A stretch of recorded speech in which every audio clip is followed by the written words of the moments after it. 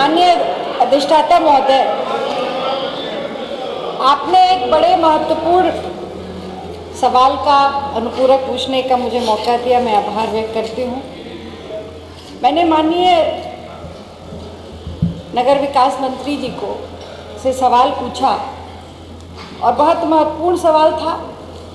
जो जवाब आया है उस जवाब को तो पढ़ करके मैं तो बधाई दूंगी मंत्री जी को, पूरे विभाग को। उनके ऐसा जवाब आया है जिसको देख के लगता है किसी एक चार पंक्तियाँ मुझे याद आ गई कि खूबसूरती किधर किधर ढूंढूं, हर तरफ तो सुंदरता ही दिखाई देती है।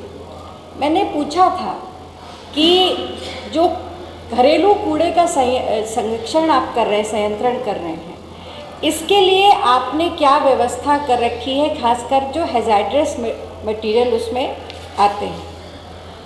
जो जवाब में माननीय मंत्री जी ने जो दिया है उसके हिसाब से तो जो व्यवस्था है वो इतनी अच्छी व्यवस्था कर दी कि कहीं पे कूड़े का एक अंश नज़र नहीं आएगा। आपने बताया कि 711 MRF सेंटर क्रियाशील हैं। इसके अलावा 943 मटेरियल रिकवरी फैसिलिटी जो सेंटर्स हैं आपके, वो क्रियाशील हैं।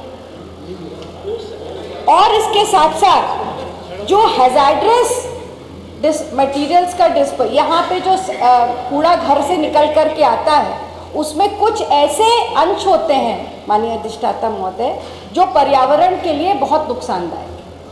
खासकर जो प्लास्टिक वेस्ट होता है, हमारे इलेक्ट्रॉनिक गैजेट्स होते हैं, इनका जो वेस्ट घरों से निकलता है, शीशा है, रेजर्स है, ये सब ऐसा वेस्ट है जो कि अगर रिसाइकल नहीं होगा तो वो बहुत बड़ी चुनौती आज पर्यावरण की बनती चली जा रही है। कि इसी सबको देखते हुए पर्यावरण के संरक्षण के लिए ही ये योजना लेकर के आई सरकार।